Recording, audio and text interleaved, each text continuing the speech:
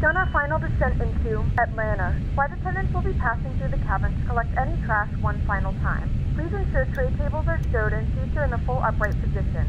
Please also store any carry-on items either in the seat back pocket or under the seat in front of you.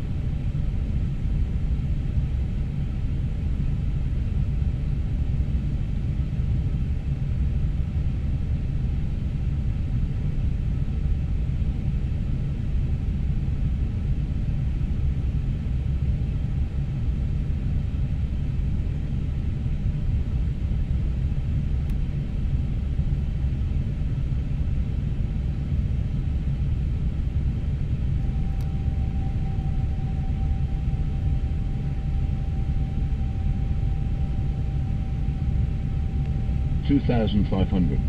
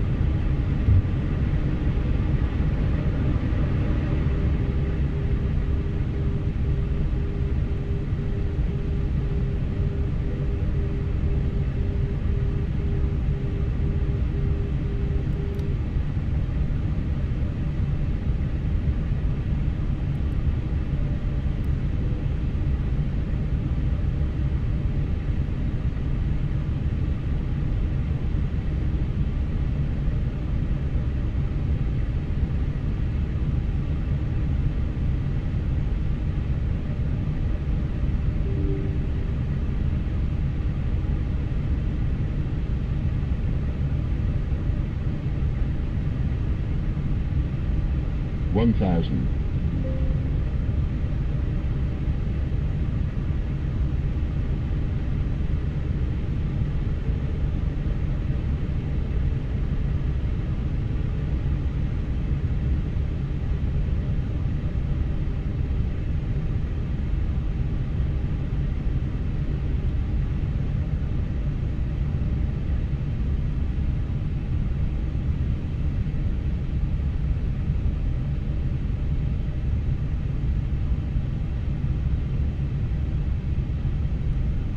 Five hundred. 400. 300. 200.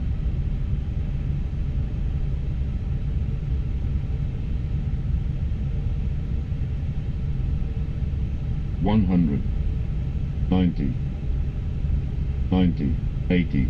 70. 60. 50. 40. 30. 20. Retard. 10. 5.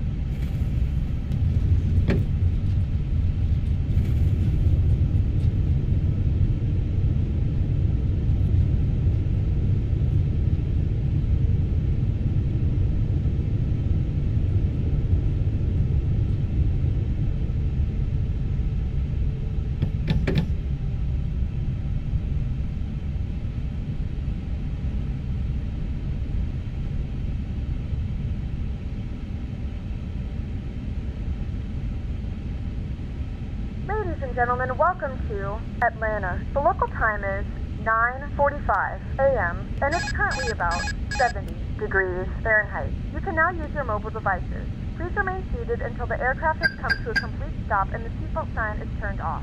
Remember to use caution when opening the overhead bins, as items may have been shifted during the flight. We thank you for flying with us. We apologize for the delay. Please coordinate with airline staff as necessary regarding connecting flights or vouchers.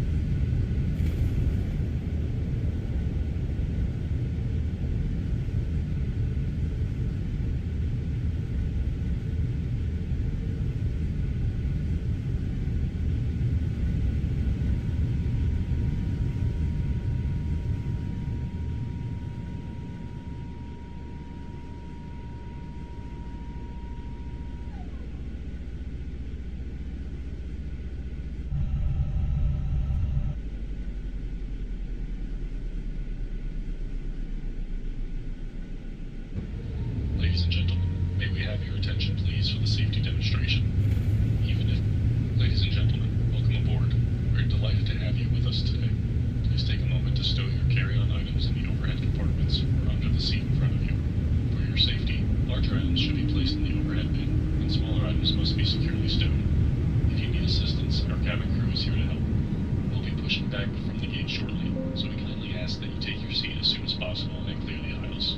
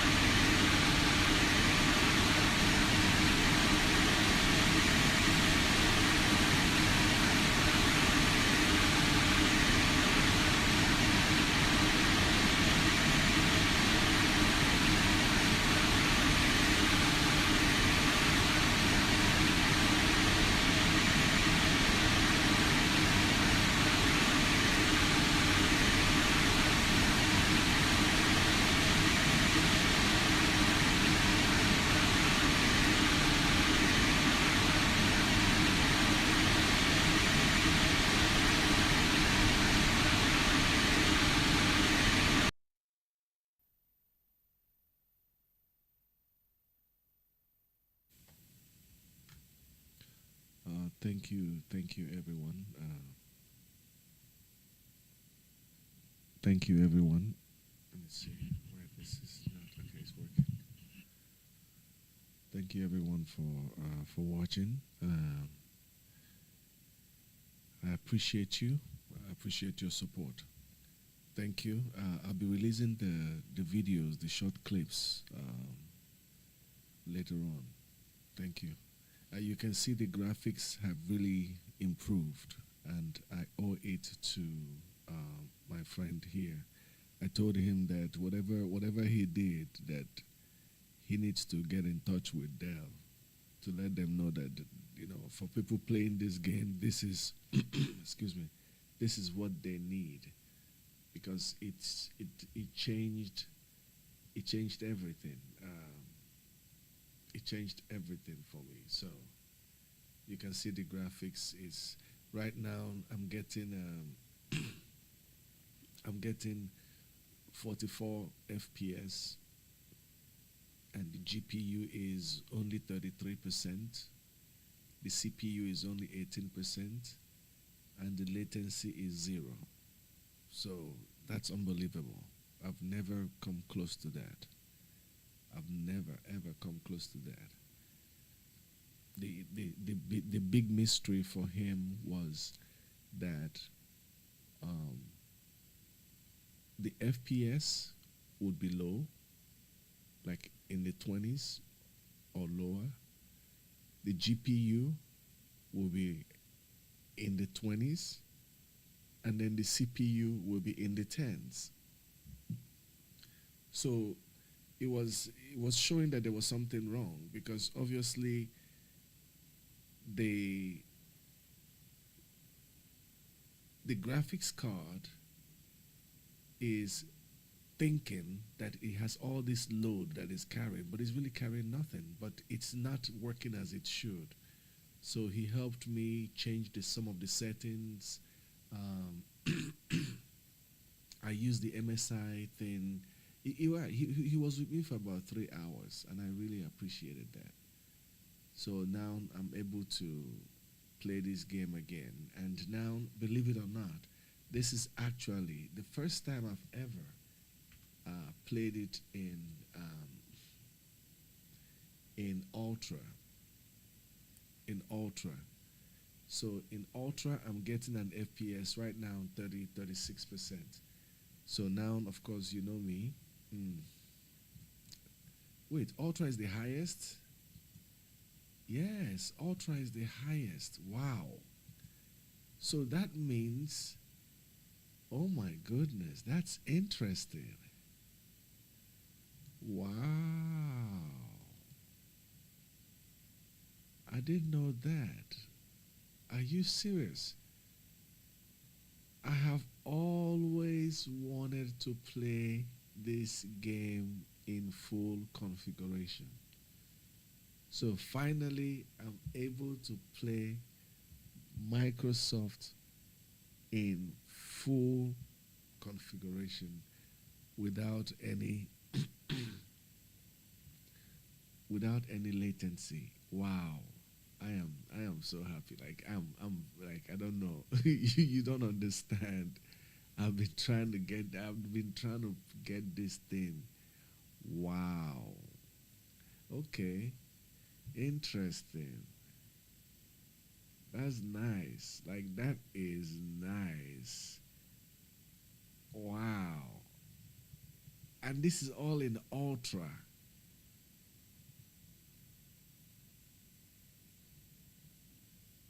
Wow. Like, I knew something was wrong, but I didn't know what it was. Because with X-Plane, I can not only play X-Plane in full configuration, but I can play it in 4K. You see? And I was like, okay, if I can play X-Plane in 4K, why can't I play Microsoft in 4K with this system? Like, why this system is a pretty expensive one, because I was trying to invest in it as something that could be remunerative somehow.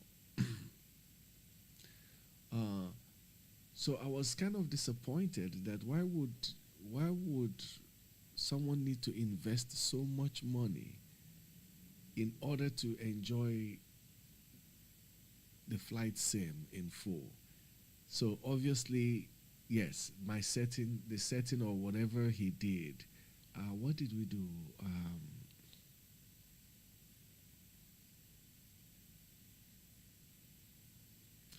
What did he do? He installed the DLS. He installed the DLS, the latest DLS, and he forced Microsoft to recognize and use the latest DLS instead of something that, yeah, he did a couple of things. I didn't know he was into really IT like that. You see, that's interesting how you know how interconnected, how really the internet has really changed everything. You know, this is a problem that Dell has not been able to solve. It has been frustrating to me, but a stranger was able to volunteer his time and just help me troubleshoot it, try to get to the bottom of it, and finally resolve it for me. That's, yeah, it's good. It's good to know there are people out there. It's good to know there are. It's good. It's a good thing to know there are nice people out there. Yeah. Because sometimes it's if you sometimes it feels like where's everybody, you know. So thank you very much. Thank you very much to him. Thank you very much to him. So now we're going to be flying a lot of this. Another friend I made online. He was the one that got me back into Microsoft. I used to just stick with Explain, and that was it, because I had Microsoft initially. Then I went into Explain. I kind of liked Explain. Then, it has been back and forth, back and forth. So after a while, I just stayed with Explain. After Microsoft 2020 was my last copy, my last purchase, I just stayed with Explain after that. So he got me back into Microsoft, and he helped me a lot also to kind of get back into the Microsoft groove, because they are kind of different. And one thing that he really helped me with was he helped me with the mapping of the Stream Deck, and he helped me also immensely with retraining the aircraft. So the exciting news is that he told me today that they have updated the Airbus A380, and the latest update allows for a co-pilot feature. So we're gonna fly the Airbus A380 together, and we're gonna fly it. He's in New York area, and I'm over here. Okay, so I told him we're gonna organize like the longest A380 haul flight, and we're gonna do it like online, and literally sit it out, and we're gonna split it. If somebody else wants to join us, they can join us also. We're gonna split it. It's possibly gonna be like a 16 or 18-hour flight, and we split it into 6 hours. One person will take off One person will do the middle part, another person will do the final part. And I want to, and we can stream it online. I want to see how, I would love to see three people fly the Airbus A380 together with one plane in one platform, but from different places. Like I would love to see that. I think that is actually the next level of flight sim, and that is shared cockpit. Um, yeah, yeah, I'm gonna find out from him, and I'm gonna let you guys know. I'm gonna let everybody know. Stop, guys. Yeah, everybody. I'll let everybody know. Sorry about that. I'll let everybody know. Um, you notice how I was sensitive about um, saying I'll let you guys know. It was it was one lady during my time at Amazon. There was one presentation that she made that really touched me because I've been guilty of it. But I've been guilty of it, but not with a bad intention. And this is it. She said that, you know how some people, and I've, oh my gosh, I feel so bad. I feel so bad. Oh, it's something that I think I've done it. It's not, I think I've done it more than once, yes. And that's like, you know how you want to address a crowd, not too big of a crowd, but you just want to address some people, and there's a microphone, and you sort of ignore the microphone and try to do it with your own voice. You know what I'm saying? Like I'm sure everybody can hear me. You know what I'm saying? Like it never occurred to me, and she pointed that out. It never occurred to me that in that crowd, even if it's 10 people, 15 people, 20 people, there could be a person that is hard of hearing. And that and you using a microphone would make a huge difference. And because you didn't use the microphone, the person may not feel comfortable enough to identify himself or herself in the crowd. You know what I'm saying? Like I can't, you know what I'm saying? Like I can't hear, so they will just sit there, and you are there pretending to be this wonderful God's gift to humanity, and you don't know that you just totally did something real bad. So when she said that, I was like, wow. I never thought about that. So it was a learning experience. We learn every day. It was a learning experience. It was a learning experience for me. I forgot the reason why I just mentioned it here.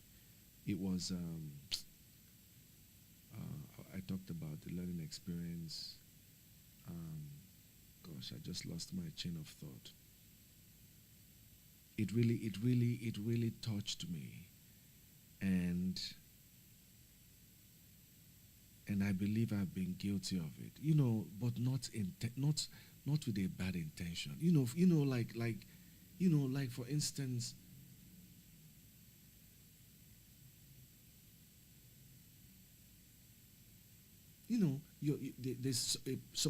there's a presenter, and you have a question or you have a comment to make or something, and you raise up your hand, they call you, yeah, you can say something, and somebody's bringing the mic to you, and instead of waiting for the mic to get to you, you're like, I got it. Yeah, that's the kind of thing I would do. Oh my gosh, like, yeah, that's the kind of thing I would do. And because I would not be thinking. That's the kind I'm the kind of person that be like, but I'll be thinking in terms of to save them the walk. You don't need to walk. You don't know. It's okay. I got this. Just it's okay. Don't. That's the way I'll be looking at it. Like, I'm saving them that walk, but I do not know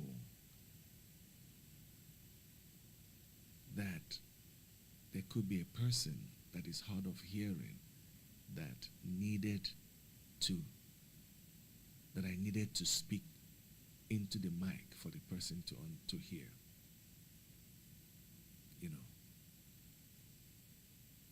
I hope that that also that you feel the same way about that too. We learn every day. But anyway, that's neither here nor there. So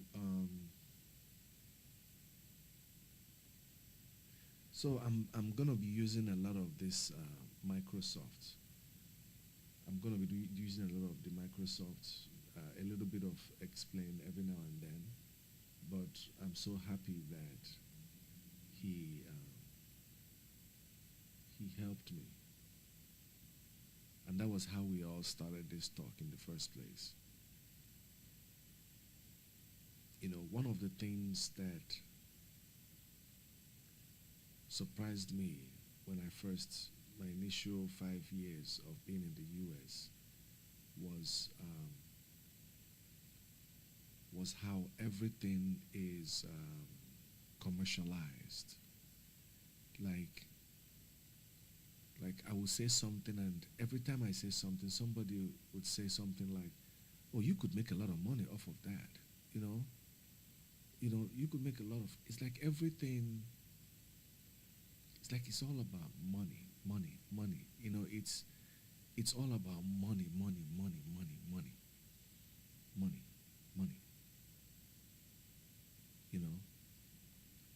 But there are some times that it's good to help. Just help somebody. Just help. Offer your service. Just help. Just help.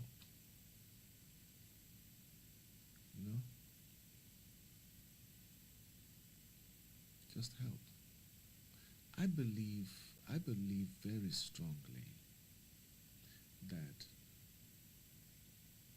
part of why we are in the mess we are in today, is because, to some extent, we have all been selfish individually. We've all been selfish. We've all tried at some point to force the hand of God.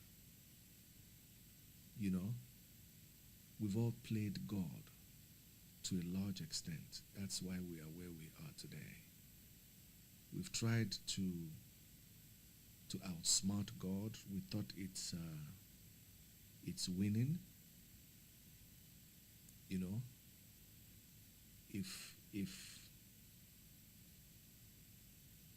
If I kept looking back, and a lot of things that I see today, I said, we had a lot of opportunities to be at a better place. But each and every one of us was after something. I don't know whether to call it selfish or self-interest.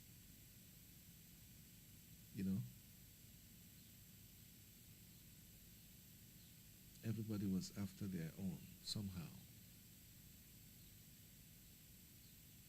So people started circumventing processes. you know. We say we believe in God, but if God allows something to happen and such a person is president, but you do everything within your might to deny the person's Supreme Court, like you just, like when things don't, you don't have to win all the time. You don't have to win all the time. Because everything, and the truth is, everything you think is good is not good for you. I was raised poor, and I remember whenever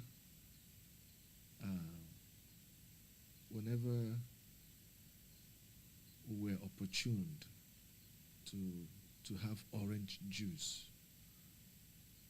I remember growing, when I was a kid, I was saying to myself that I want to, when I grow up, I want to be so rich that I can drink orange juice every day for the rest of my life. Today I'm not rich, but I rather drink water than orange juice because I know the water is more healthy for me. You know what I'm saying?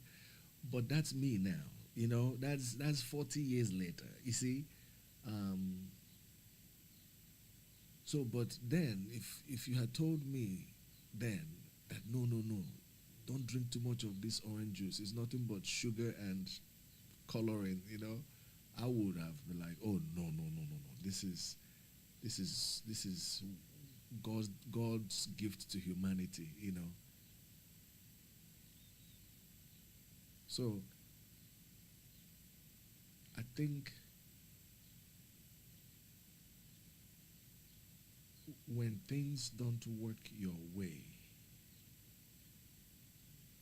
when you do your best,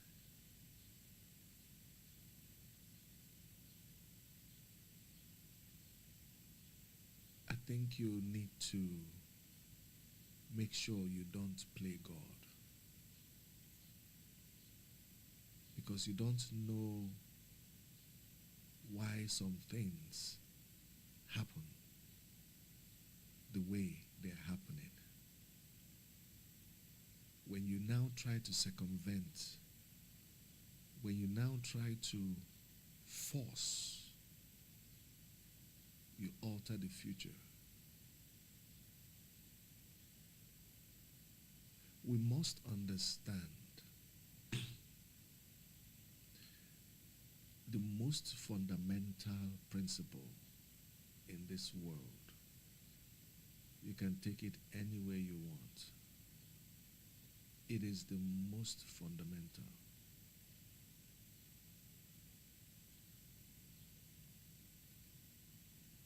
You shall reap what you sow. I don't know how I can explain that any better. You reap what you sow. I mean, sometimes when I read, I used to be a monk before, and every day we had a session, about an hour, 2-hour session, that we read the scripture, and I read mine cover to cover. And there were some very interesting things that I found. Some very boring, but some very interesting things. Very interesting things, I'm telling you. Things that are so relatable.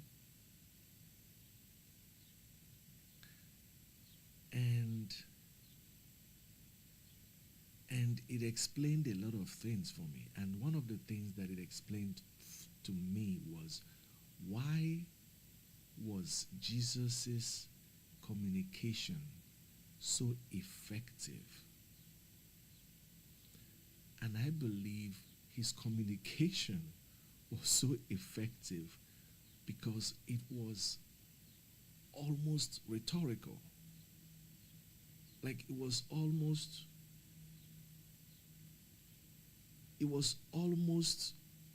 personal. Like it made you give a personal answer. And that was why he perhaps used parables a lot. That is why he used parables a lot. And the stories, when you reflect on them sometimes, it's so interesting. Like it is so interesting. So interesting. We're talking about help. Helping others.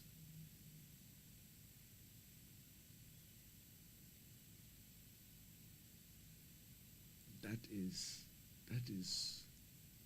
the, for those of you who claim to be Christians, that is the entire life of your Savior and your Lord Jesus Christ.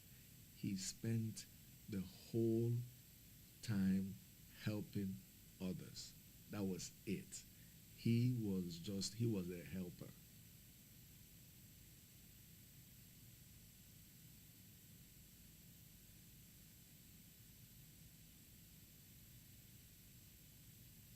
We need to help.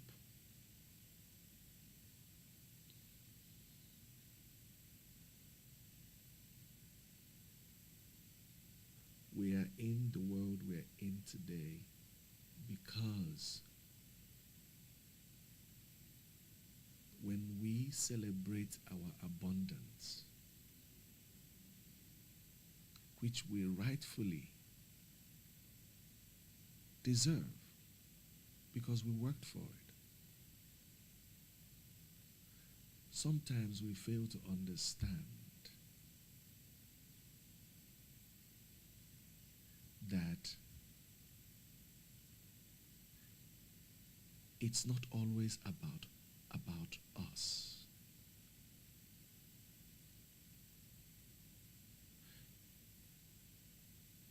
You may be in a position you are in today because because there is somebody that is coming after you that you are supposed to elevate. Like you're on a mission. Your promotion is not just for you. It's not just how do I explain this? It's a journey. And whatever your stay is a contribution. And I believe that if we try, we can find out that we can be able to help each other far more than we think we can.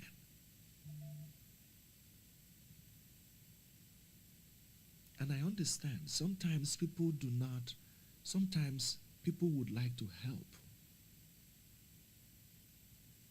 but they don't want to overhelp. You know, they don't want to overcommit. They want to help from a distance, so they can do monthly donations to charity and so on and so forth, and that is wonderful. But there is another help that I need. That help is called fairness. A lot of us are not fair. A lot of us A lot of us hold grudges. A lot of us are vindictive. A lot of us are full of bias, and we won't admit it because it's a sign of weakness to admit it. It's a challenge. It takes you to the next level to admit it. A lot of us are managers at our places of work, but some of our employees are suicidal. A lot of us that are managers, if we don't show up to work, people are more productive. People are happy. They're almost celebrating. Why? Why?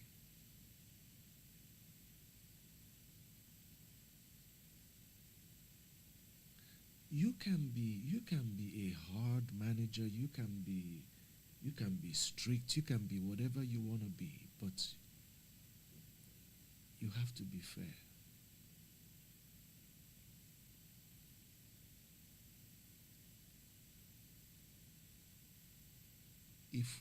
If we are fair to each other, you don't have to worry about DEI.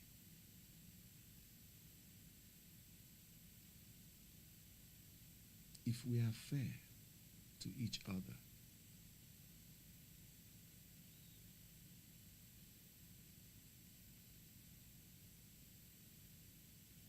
some people say, some people say it's been nice, some people say, I mean, it's just be I don't like, I don't know how else I can explain it. Just, it's, and I know it's difficult. I know it's difficult because sometimes people try you, you know. But don't ever feel that you have to prove that you're more powerful. You have to prove to somebody by holding them back. You have to teach them a lesson. You have to keep them from this promotion because you feel they are too proud. You feel that, you know, it took you 35 years. It took you 35 years to get to this position. And here he comes, here she comes. He's only been here for 3 years. She's only been here for 3 years. I don't think she's ready. I don't feel she's ready.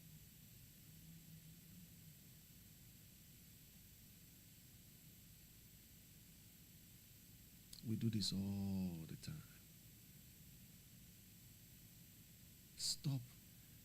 Stop holding people back from your feelings. I mean, can we just treat each other like we would like to be treated? Like, I just don't understand how this is so freaking difficult. Like, how is this hard to understand? How?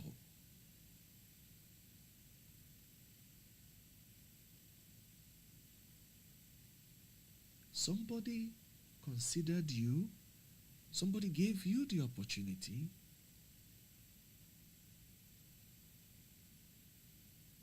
and you deserved it. But why do we believe that others need to suffer like we did in order to be the wonderful expert that we have become? I keep talking about this because it has been so difficult coming out from the monastery and entering the world. I swear, oh my God, I want to go back so bad.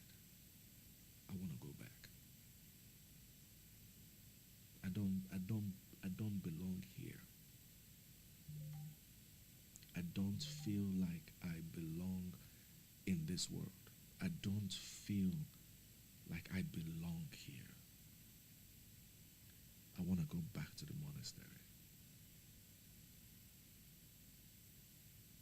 I want to go back. Because some things are hard.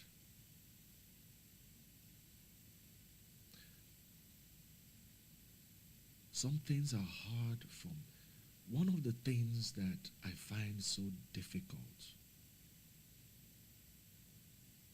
in life is hypocrisy.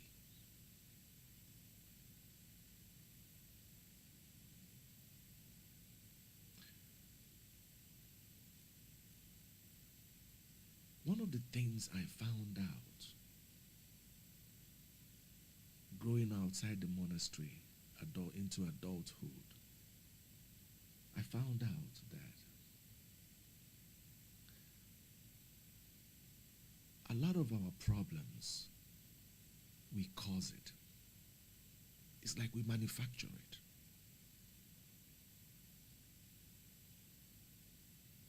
It's like we literally manufacture a lot of our problems. Like we literally create it. Create it. Something that is non-existent, we literally create it.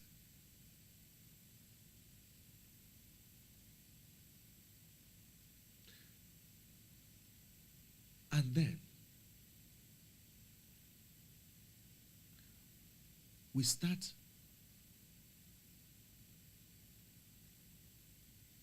acting like we know the solution or we don't know the solution. We start dancing around it. Like, like let me give you an example. Let me give you a very, very, very simple example.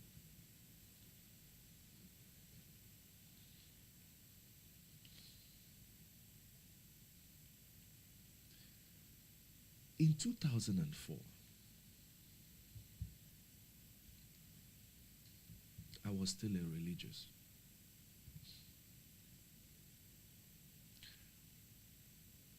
There was a Catholic school, Catholic middle school. Their math teacher died shortly before the beginning of the school year. And I volunteered to help. And it was 7th grade. My first shock, I discovered that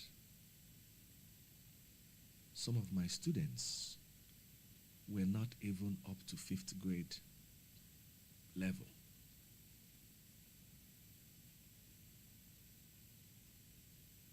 I started diversified learning. This was in 2004, 2005. I split my class into groups. I have never taught before.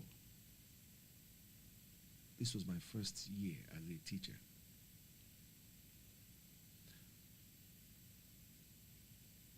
And the parents came after me because it became, the kids went home and told mom and dad, I'm sitting in a group, and sometimes parents become sensitive, like, what do you mean? That you're not doing what Andrew is doing in class? Why are you doing something different from what Andrew is doing? I need to come and see that teacher. And during my first parent-teacher meeting, I can tell you, parents were lined up around the block. Oh, they wanted my head.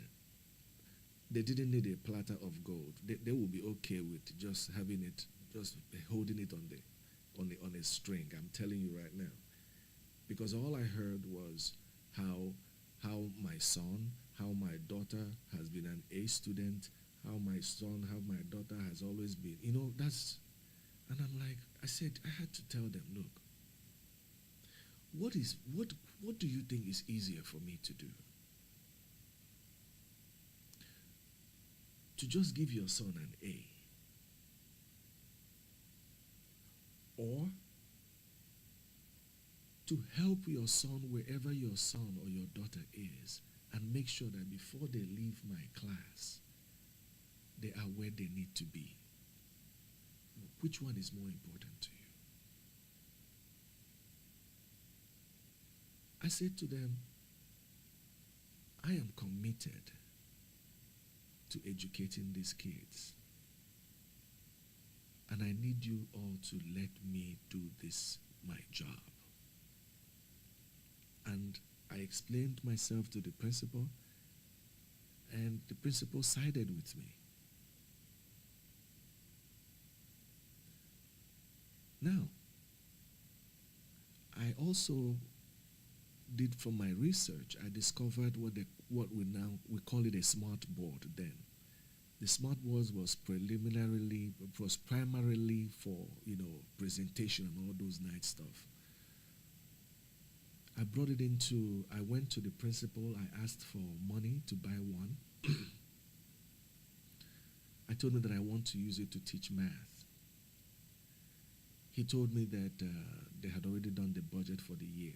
I was so convinced that I needed this that I used my credit card and I bought the smart board, Chantilly, Virginia.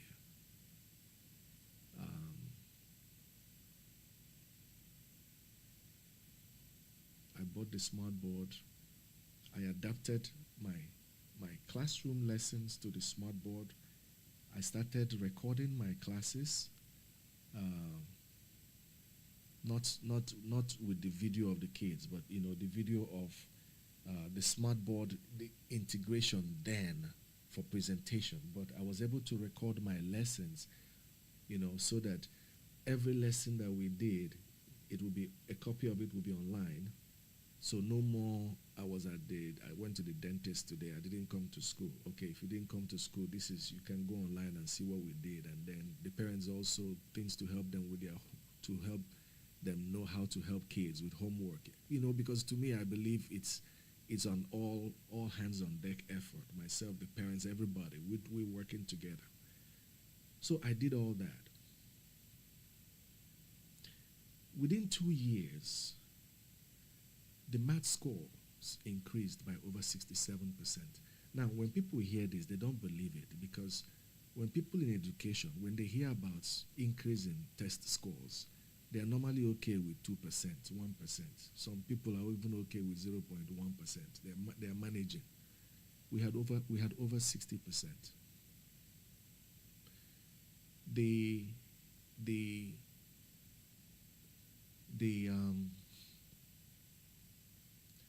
principal was he was so impressed that he gave me back the money that I spent for the smart board, and he purchased a smart board for every single classroom in that school. Every classroom got a smart board. And I was made the math chair, and I was asked to do the whole, math curriculum for the school and match it to the smart board. So it was fun. I was loving it. I was enjoying it. I was having fun. My math class was like, oh my goodness. The students were so excited. It was fun. It was, when we're talking about Pythagoras, we're talking about, how it's used even when you want to land a plane. When we're talking about probability, it's not just imagine this or that, throw the dice, go to the board, touch it, do this, do that, things like it brought math. It brought color to math, and I needed that in my classroom. Okay, fast forward. Okay, then another thing was, and I didn't know this became a problem. Remember, my background is the monastery, so I've never worked as a civilian, so I don't, and this is, I wasn't trying to get anybody in trouble. I was just trying to make things make sense. So what happened? So I discovered that my books, my students' books, were pretty old, and that the books at the Northwest schools were, for some weird reason, much newer editions. And it wasn't like one edition difference. It wasn't like two edition difference. It was like 1872 and 2024 kind of thing, you know. So that meant that generations, you know. So I reached out, excuse me. I reached out to the Catholic Consortium, and I argued that, and I was trying to figure out why my students' books happened to, strangely, the inner city schools have the old books, but the Northwest big schools have much newer textbooks with colored pages and everything. I didn't know I was robbing. I was just upset. I was upset. At that point, I didn't care about anybody's feelings. At that point, I just came from the monastery. The only person I feared was God. So, so I wasn't familiar about all the bureaucracies and diplomacies and, you know, how to say some things quietly. And I was just upset. I felt like it was ridiculous, you know. And I made it known, because I felt like generations of kids have been lost because of this. Because every time I have students come to me, the first thing they tell me is, I hate math. Math should be every kid's best. I have had parents that tell me their kids hate math, and I tell them, go and stand next to your kid when he or she is playing Fortnite. Go and stand next to your kid, or when he or she is playing Call of Duty, and tell me that what you are seeing is not serious coordination and calculations. Your kid is more advanced than you actually think. So they don't hate math, they are bored. And just like you, if I'm talking to you now in Latin, the conversation is not going to last long, because I'm speaking what you don't understand.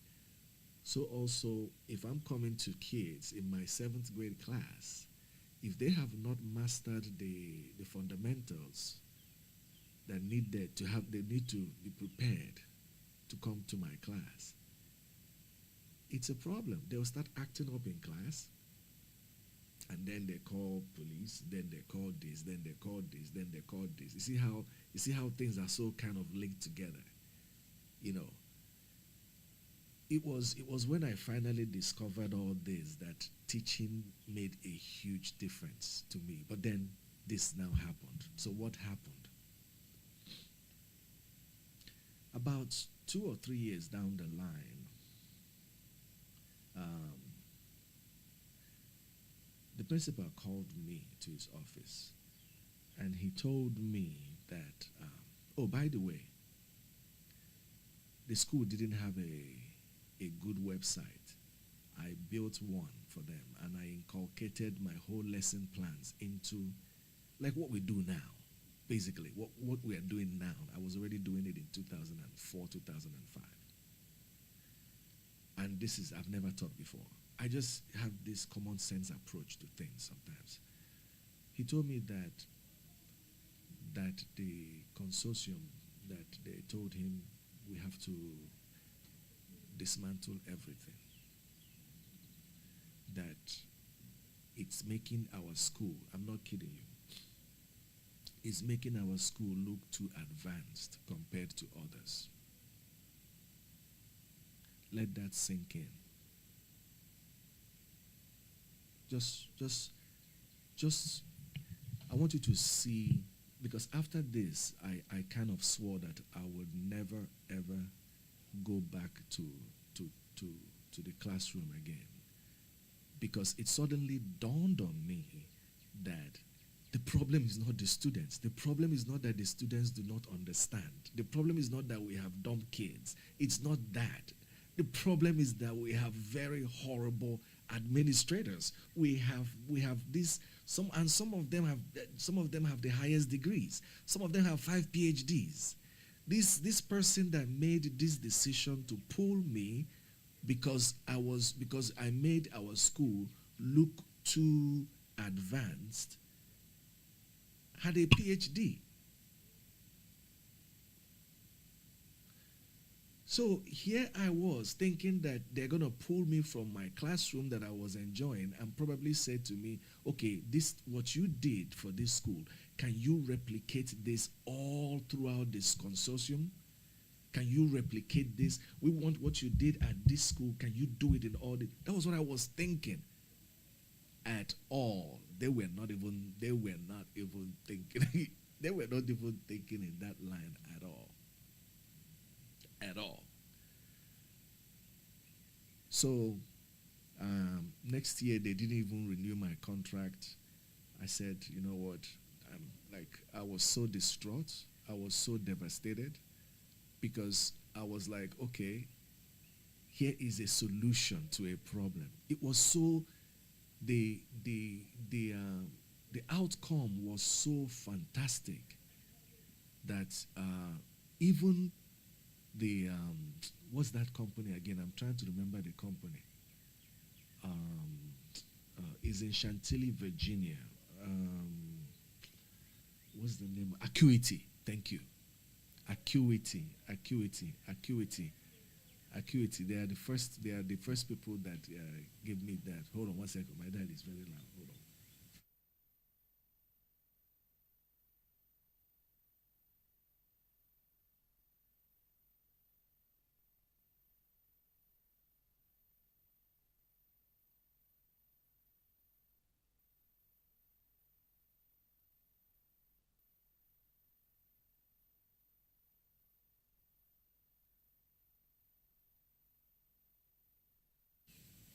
Yeah, sorry about that.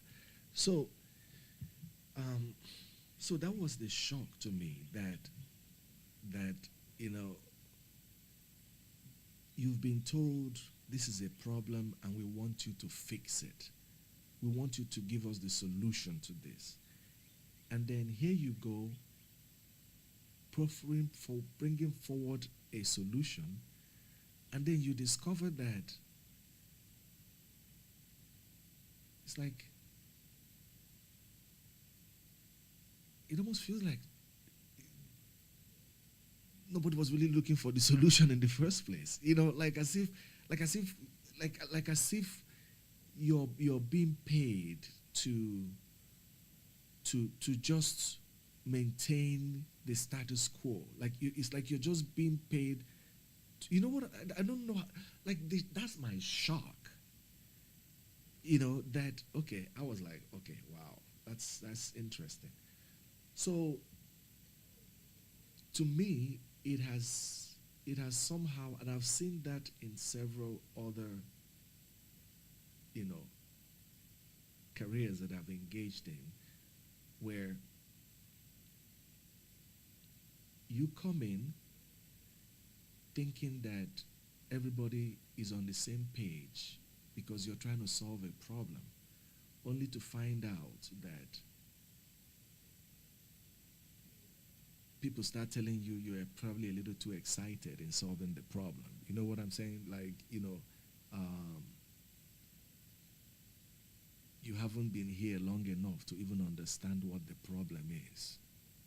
You need.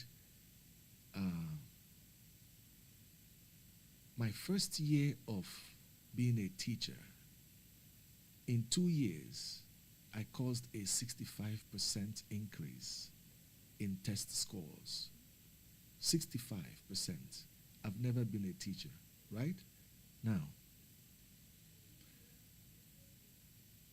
But the chain of the way people would think in today's world is this. Oh, if no. You need to teach for like 10, 15 years before you can be able to make such an impact in the classroom. You know? Therefore, when you come in, people are judging you maybe because of your age, or you probably just started work. Somebody can understand a problem in seconds. You can write something. You can write something and proofread it 30 times. 30 times. And then somebody just picks it up and within seconds sees an error right there. But you're like, my goodness, I didn't see that. Yes, you read it 30 times, but you didn't see it. But somebody just saw it in 1 second. It happens. You don't have to work in a company for 35 years before you can understand and enough to proffer a solution. It makes me feel like sometimes, why did I even get this MBA degree? Because it's almost like somebody asking you have an MBA, they ask you, do you know how to use Excel?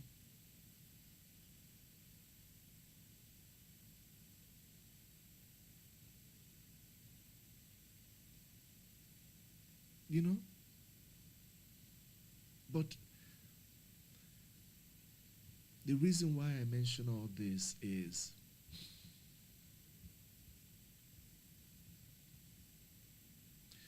I have unfortunately have had the experience of bad managers.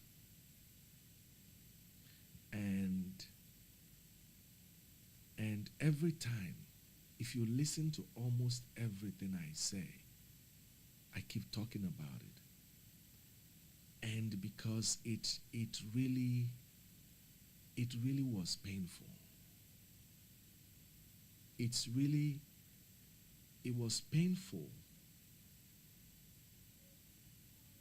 to you know how we tell people, and that's what I believe. I believe in I don't fight over anything with anybody. I do my work, and I always do my work fantastically well. Like, I try to do my work the best way possible, by each minute task. By doing each minute task perfectly well and joining everything together, you get the good output you want. And that is how I've always kind of structured my work.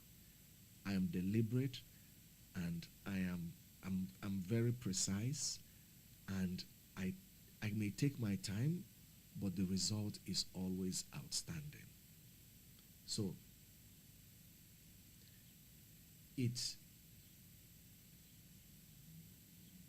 I have never, therefore, concerned myself with trying to please people. I just make sure that I treat others as I would like to be treated. And how do I like to be treated? I like people to be fair to me. You don't have to like me. I don't have to like you. You don't need to be attracted to me. I don't need to be attracted to you. But I just need you to be fair to me. Because I will be fair to you. That is why when I take on my responsibility, you don't need to shadow me. You don't need to tell me how to do the work. You don't need to tell me that I may need to work this weekend to get it done. You know what I'm saying? Like, you don't need I'm the kind of person, just show me what you want done and that's it. Just show me, what do you want me to do? What task? What solution do you want? I mean, what problem are we trying to solve? And I will get that solution for you. And one of my challenges has been when I tell people what some problems are, they feel that I've not been an expert enough time. I've not spent enough time to understand, to be able to understand the problem. Therefore, how could I proffer the solution? But that's crazy. Some of us that are managers actually believe that. Therefore, we ignore people that are below us. We may be looking for problems. We may be looking for solutions to problems. And some of our staff have the answers. But because we don't stoop low enough to listen, we are sitting in our high and mighty tables. Because we have all these fancy degrees, because we have all these fancy titles, we don't listen to them.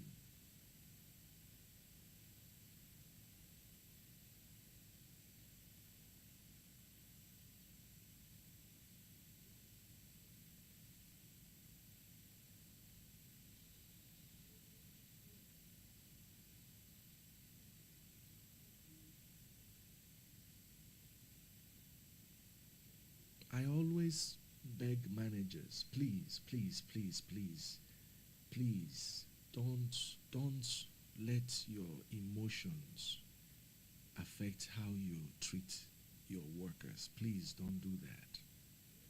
Some of your workers, you have no idea what they go through when they leave workplace. Some of them that want extra work every time. They want to work 10 more hours. They want to work a double shift, triple shift. You don't know, some of them are afraid to go home.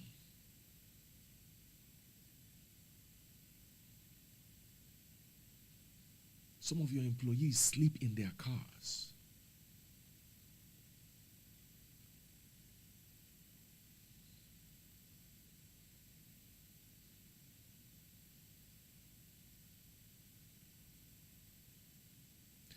You as a manager can totally destroy your employee's marriage if you don't know that.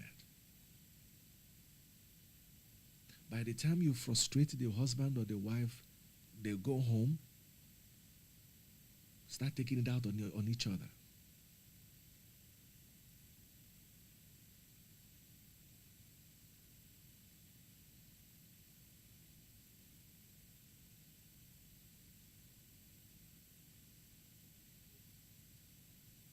Do you have an employee that you believe is working and should be earning more than they are making? Reach out to the person, or however you want to do it. Give people, don't wait.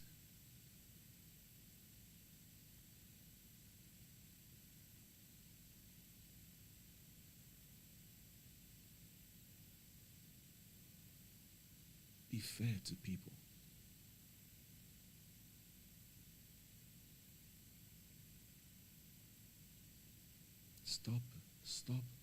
Stop being biased. Stop expecting others to suffer the way you suffered before they get to where you are. That's not right. That's not right.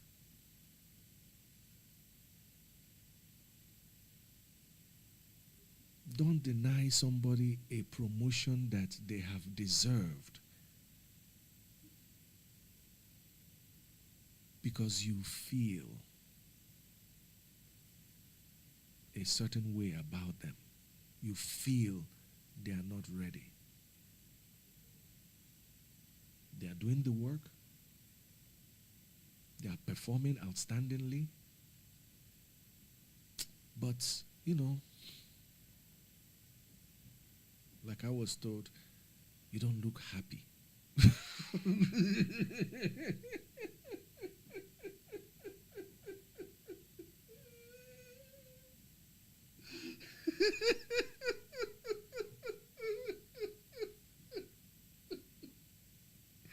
I'm sorry, I'm sorry.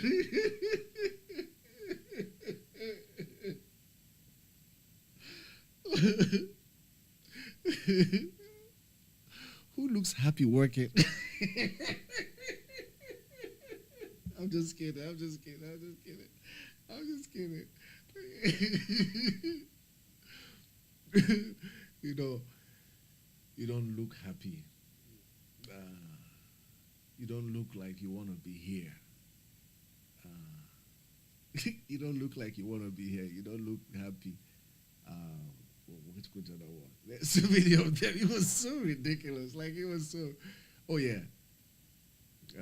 Another one is that I'm not humble.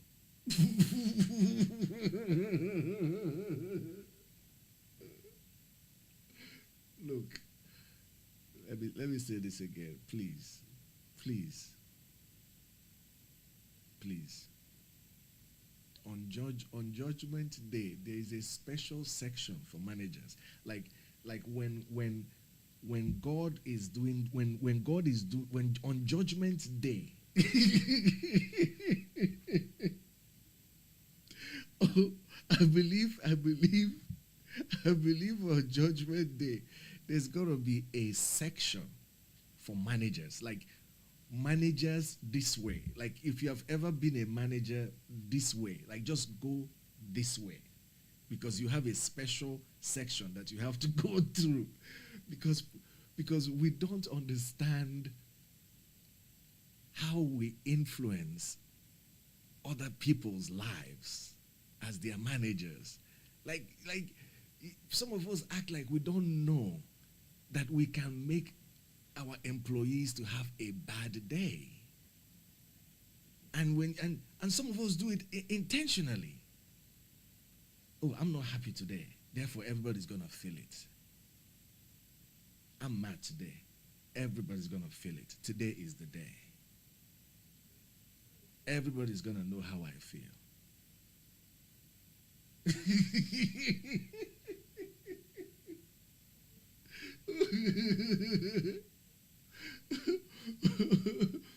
You know, if you're one of those managers, please stop. I'm begging you. Please, please, please. Because, and I want you to think of it this way too. There's a difference. There's a difference having a bad day making 6 figures and having a bad day making minimum wage. There are 2 different things, okay? Having a bad day making 6 figures, you can call your masseuse to come and give you a good 3-hour deep tissue massage that will get you close to cloud 9 in paradise. Okay? You can decide to order filet mignon from Ruth Chris. Okay? You can decide to this weekend, you know what? You've had enough of these people this week. So this weekend you're going to treat yourself, okay? You're going to fly to Jamaica for the weekend. You know, you can do that. Okay? A lot of people cannot do that. You know what I'm saying? So please, when you get upset, when they piss you off, when you're about to throw that lightning strike at everybody, please calm down. Calm down. Calm down. Okay? You don't know. You don't know. You don't know. You don't know. Stop playing God. You don't know. Just, you don't know. You don't know. So if you're a manager, please, please, like if you look at me now, I have tears in my eyes because it really it took my years of being in the monastery to get me to not have gone over the edge. Yes, let me say it. It took a deep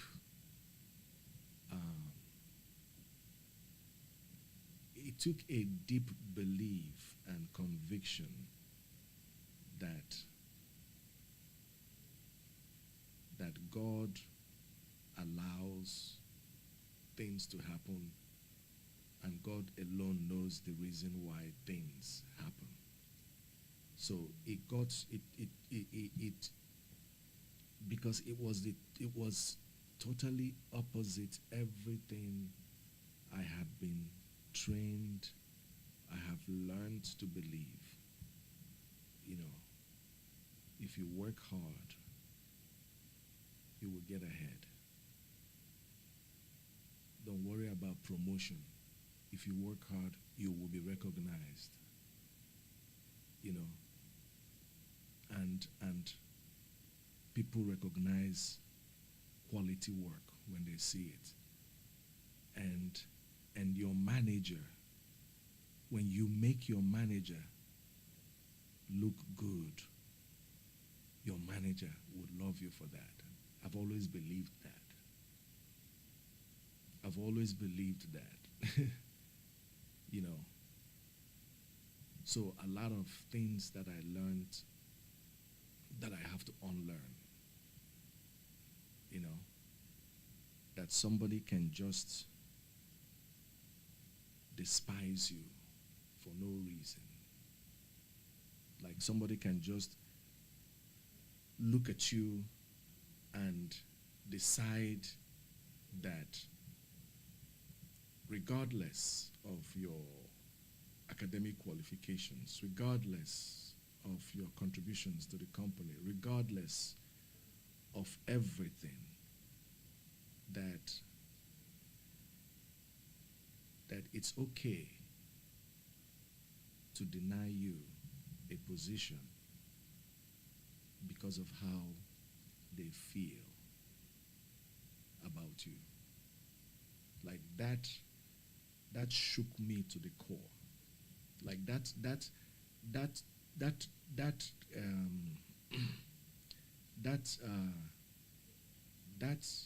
shook my foundations. Yeah, it took me to space and back because it was totally against everything I would ever like do. Like it was totally like, yeah, it was against every principle that I stand for. Yeah. You know. So that was tough. But then I started reading and reflecting about it to discover that it tends to be happening to a lot of other people. So I said, okay, every time I get an opportunity to talk, I always would want to talk to managers. I always want to address managers. I always want to do that because you people do not understand the power you have or the possibility to make people's lives better. You know, think outside yourself sometimes. Think about that your worker that your worker that has been working weekends for you for the past 4 years. You know, what future? Where do you think they want to be in the next 4 or 5 years? Why not ask them? Don't, because somebody's doing such a good job, you decide you're not going to push them forward or move them up because they're doing such a good job at where the level they're at. No, that's not good. That's not good. Be ready and willing to promote people. Be ready and willing to promote. be ready and willing to promote. And make sure you promote the right people. Because when you promote the wrong people, the right people will leave. When you promote the wrong people, the right people will leave.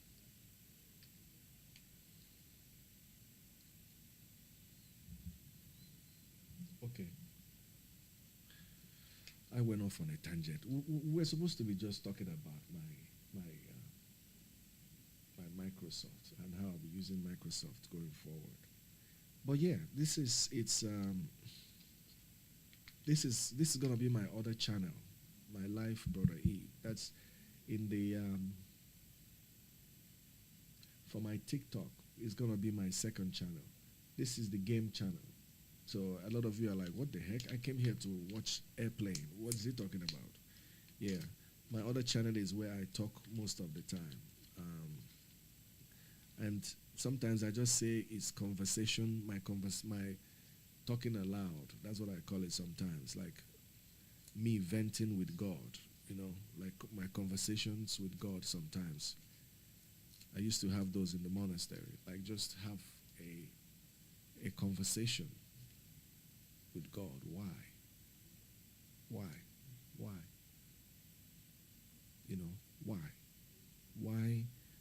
Why is this happening? Why? What's the purpose of this? Why would you? Why are people suffering? Why is the rich getting richer and the poor getting poorer? Why is it that the wicked are prospering? Why is it that it looks like evil is winning? Why? These are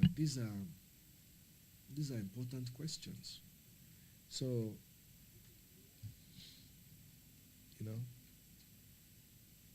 I have this conversation every now and then. It's like a dialogue. I just reflect, deep reflection. Because sometimes things don't make sense, but But for me, so long as I have a mic, I will always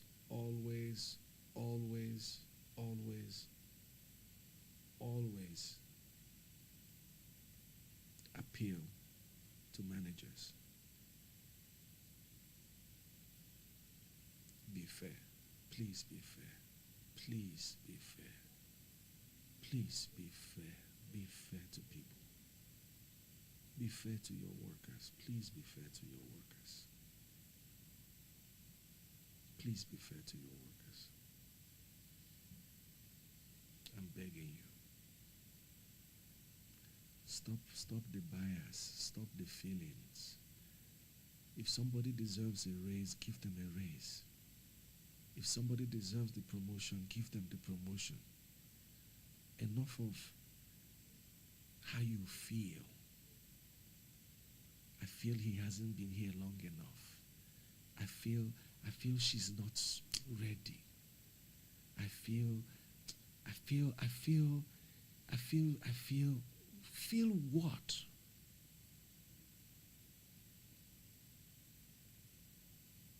What's all this feel?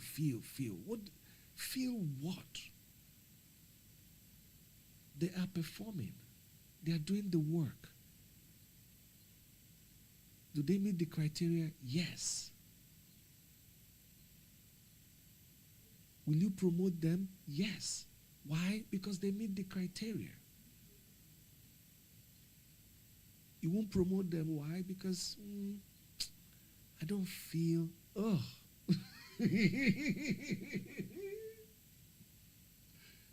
Oh gosh. Anyway, so that's just neither here nor there. But yes, so I'm looking for work now. I'm currently unemployed, and I'm looking for work very seriously. I have 2 age aged parents. One has dementia that I'm taking care of. So I want a place, I want something within 15 miles of 15 miles of Baltimore City. I have won a lot of hearts. So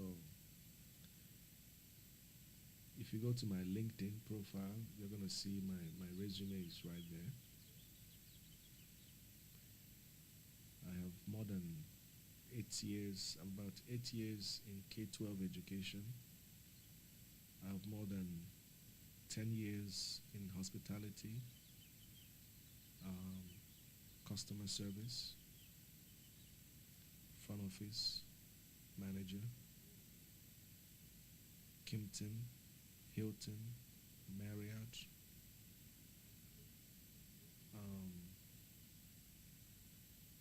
operations manager, manufacturing, logistics, finance. I have an MBA in corporate finance.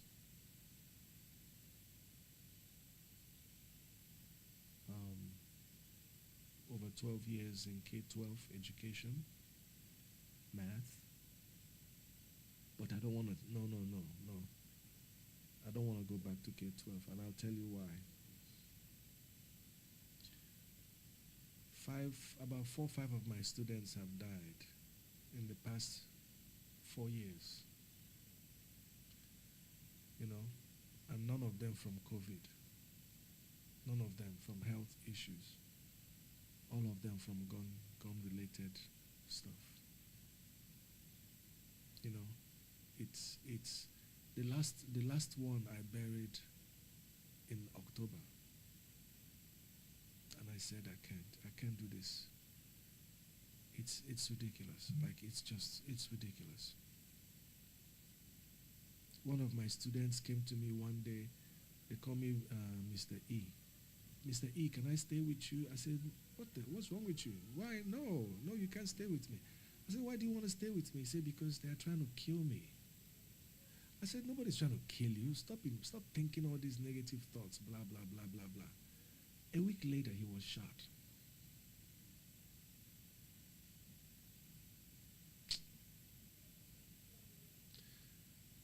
You know, like,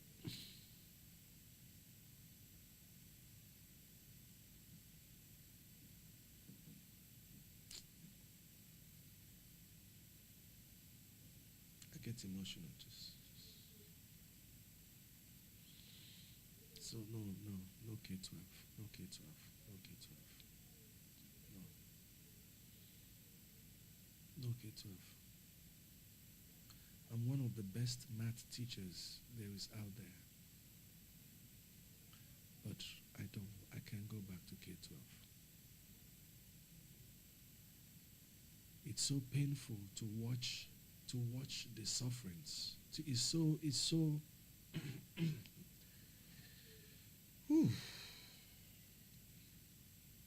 when my school closed and I tried to make ends meet and I did DoorDash, Grubhub, you know, all those food deliveries.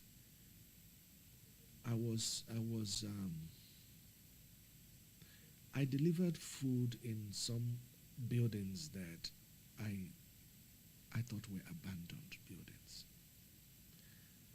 And some of my students lived there. Some of my students lived in the level of I don't think I can go ahead with this. Ooh.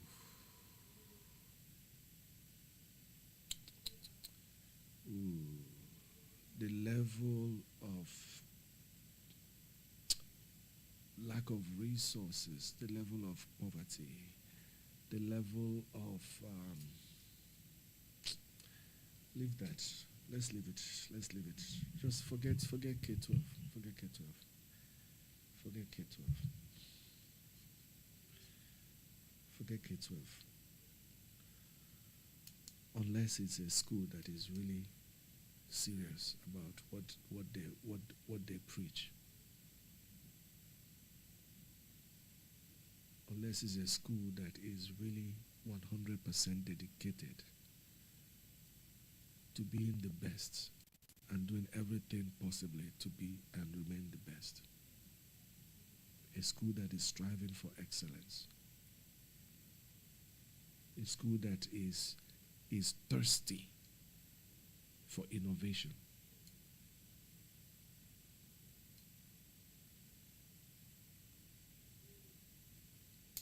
Maybe. But other than that, the level of gun violence, Sante, he was shot. He was shot in D.C., Southeast D.C. He was shot and killed. We just buried him, 21 years old. And he is one of 5.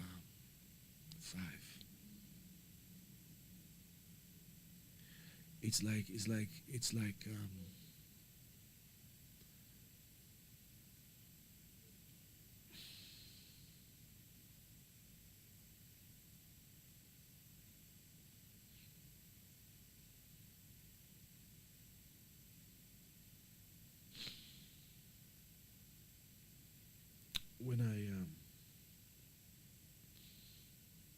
when I first started teaching K-12, I was very surprised at the level of attention that is given to high school graduation.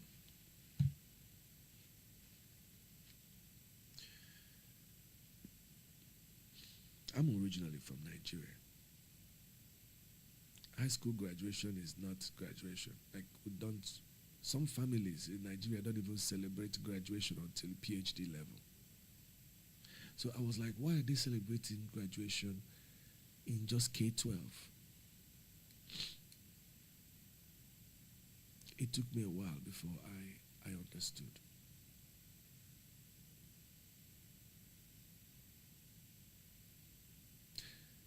It is a miracle for a young adult in Washington, D.C. to graduate out of high school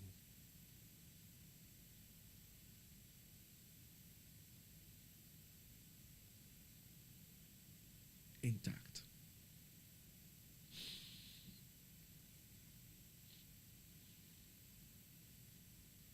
A lot of them don't make it.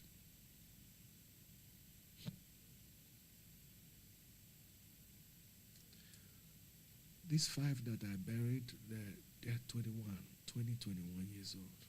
21 years old. Gone down.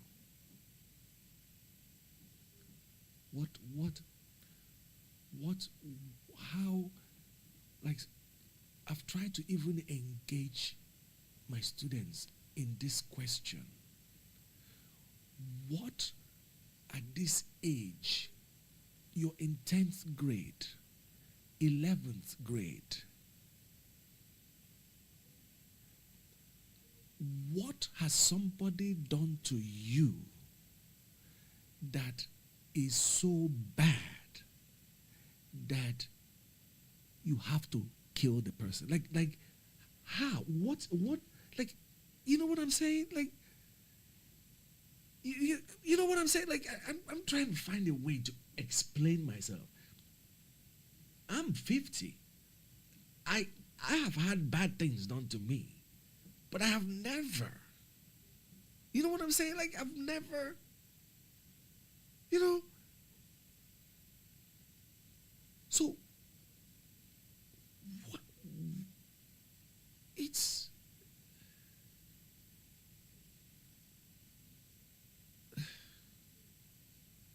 you know what? I don't understand.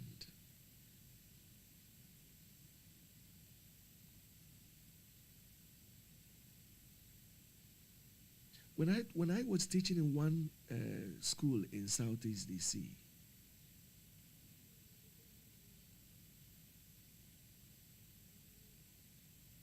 I had to receive a call from a friend.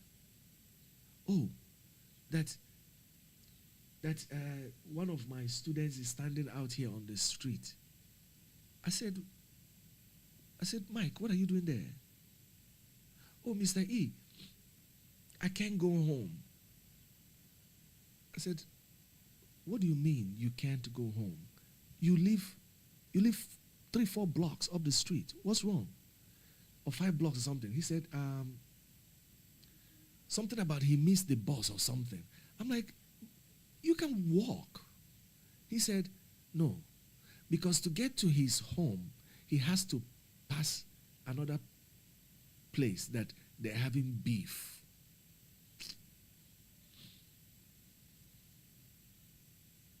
He can't walk home because they might kill him by ops. These are all words I had to learn. Ops. And every time I ask them, what's an ops? Like, ops. What have ops done to you? Like, what is it about your ops that anytime you all see each other, you want to kill each other? Like, what is it? They have nothing. They have nothing. Nothing. What's the beef? Who are you fighting? What? I mean, it's crazy. It is crazy. It's like a war zone.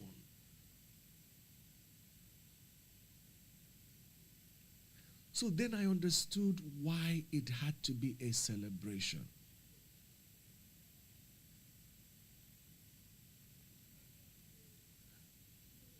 You escaped prison. You escaped police putting something or whatever, police drama, police issue.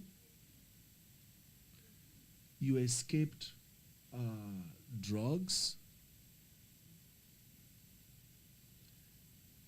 You escaped peer influence. You escaped family drama, single parents home.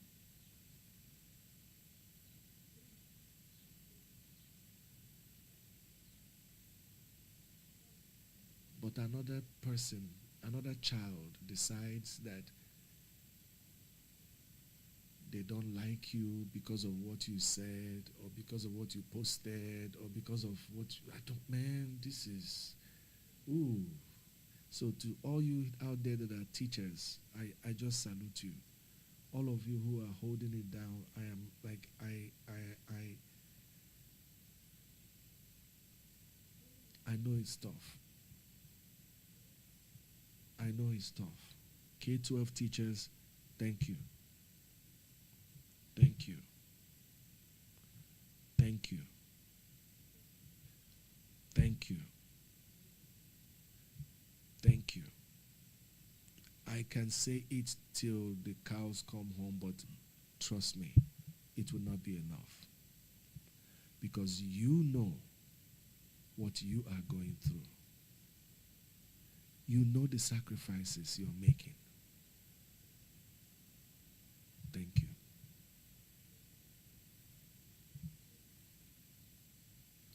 Hey, Storm. Storm, are you there?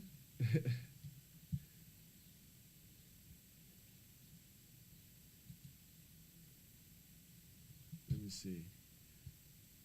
Do you know that I've been okay? So let me get offline now. But please, I don't know how else I can. You know, I feel, for some reason, I feel people's pains a lot, maybe a lot more than I should. You know, therefore, it's very hard. It's hard, it's unconscionable for me to do to someone what I know if they do to me, I would not like it.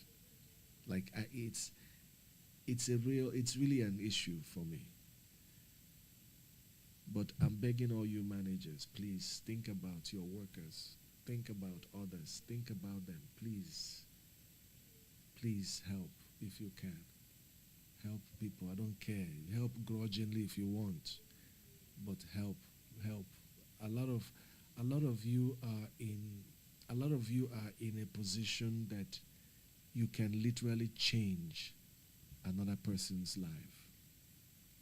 That promotion, that new title, that extra 50 cents increase, that promotion that now gives her or him the weekends off. It could make a huge difference in their lives. Difference that right now you may not see it because they are trying they are trying their best. And that promotion, if they got it, would have really taken them to the next level. Be considerate. Think about others. Be fair. Do not do to your workers what you would not like somebody to do to you, or better yet, what you would not like somebody to do to your daughter or your son. If you do not want your daughter that you have sent to school, you have all this, you have 200 and 300,000 college debt now to handle, but she goes into this company and she performs outstandingly well, but another person thinks, oh my goodness, she can climb that fast. She needs to be here for at least 5 years. She needs to understand. She can't just come in and change things, okay? Some of us have been here long enough, okay? Some of us know how things work here, okay? Some of us know how things work here. You can't just come and think within 2 weeks you can solve all the problems. You can't, sweetheart. Stay in your lane. That was what I was told. One of my jobs. So, they say, my manager told me, I see you have an MBA. I was like, oh my goodness, here comes the problem. And then he's like, oh, I'm trying to get mine too. But you need to stay in your lane. I mean, there's no need for all that. There's enough work for everybody. There's enough work. Okay, all right. So that's it for me today. I went way above. What time is it? It's 12:13. Let me go see what I can do out now. So please, if you have a reference, if there's any way you can link me, I would like. I'm interested in operations, logistics, customer excellence, delivery, director, manager,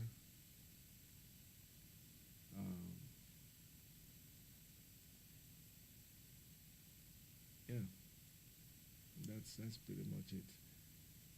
That's pretty much it. But anyway, have a nice Sunday, and thank you so much for staying here with me today. All right, let me go. All right, everybody have a nice evening. Take care.